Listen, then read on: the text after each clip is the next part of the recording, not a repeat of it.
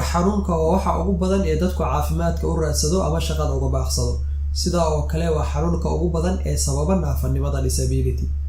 Waxa sababa oo ay fara badan yihiin waana ay kala duwan yihiin. Waxaana qayb ka ah habdhaqanka qofka, sida inuu qofku xoog u dhifto walax culus asagoo si qaloocan u taagan, qalbiito xad dhaaf ah, ciyaaraha iyo shilalka. Ku soo dhawaada mowduuc ku saabsan dhabar xanuunka.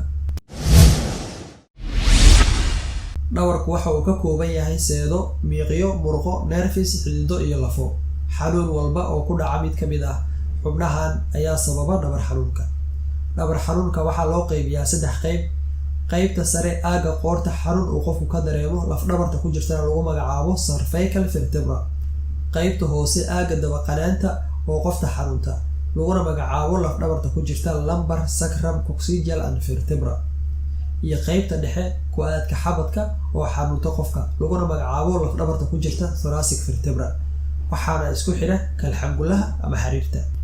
calaamadaha dhabar xanuunka: xanuun joogto ah ama danqasho meel ka mid ah laf dhabarta, qoorta ilaa dabaqanaanta ama birida. xanuun mudac ah oo ku taagan qayb ka mid ah laf dhabarta oo la dareemo kadib markii uu qofku qaado walax culus. xanuun joogto ah dhabarka qaybta dhexe ama hoose marka qofku waqti badan fadhiyo ama uu taagnaado. dhabar xanuun ku faafa dabada, cajirada hoose ilaa cagaha iyo suulka. isgal murqaha oo uu dareemo qofku marka uu istaago. maxaa sababa dhabar xanuunka? dhabar xanuun leh kabaabyo, jarayn ama tamar darro murqaha cajirada ama lugaha waxaa keena dhaawac ku yimaada laf dhabarta. dhabar xanuun ku faafa cajirada ilaa lugaha waxaa sababa neerfe lagu magacaabo sciatic nerve caabuq ku dhaca. dhabar xanuun darsada marka uu qofku qufaco waxaa sababa eeno ku samaysanta laf dhabarta ama xariirta.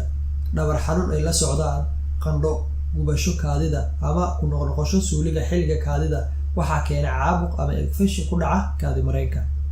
waxaa kale oo sababa dhabar xanuunka dhammaan xanuunada lafaha iyo murqaha ku dhaca sida xanuunka osteoporosis oo ah xanuun burburiya lafaha. daweynta dhabar xanuunka: ka hor daweynta baaris guud ayaa la mariyaa bukaanka iyada oo diiradda la saarayo hadba nooca looga shakiyo dhabar xanuunka haya bukaanka. waxaana loo diraa dhiigag, kaadi, raajo ama mishiiniska casriga ah ee xubnaha jirka lagu baaro sida CT scan ama MRI iyo kuwo kale. qaabab kala duwan ayaa loo maraa daweynta dhabar xanuunka, mar walibana waxa ay ku xiran tahay calaamadaha la xiriira dhabar xanuunka. dhabar xanuunka yar ama ay jugta keentay waxa uu qofku u isticmaali karaa asaga oo gurigiisa jooga, baraf uu saaro qaybta xanuunaysa iyo dawooyinka xanuun baabi'iyaha ah. haddii uu bukaanku dareemo dhabar xanuun daran ama waqti dheer soo jiray ayna la socdaan qaybo ka mid ah calaamadihii aanu kasoo hadalnay, waxaa go-aan ka gaara dhakhtarka. kadib baarisna waxaa la siiyaa jirdhis isu dheeli tiran, buuq saaris, miisaan dhimis, cunto isu dheeli tiran, bisaajayn iyo dawooyinka ku habboon bukaanka.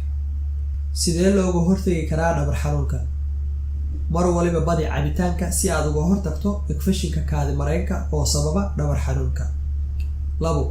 iska ilaali adiga oo si qalooc ah u taagan inaad dhifato walax culus ama aad qaado.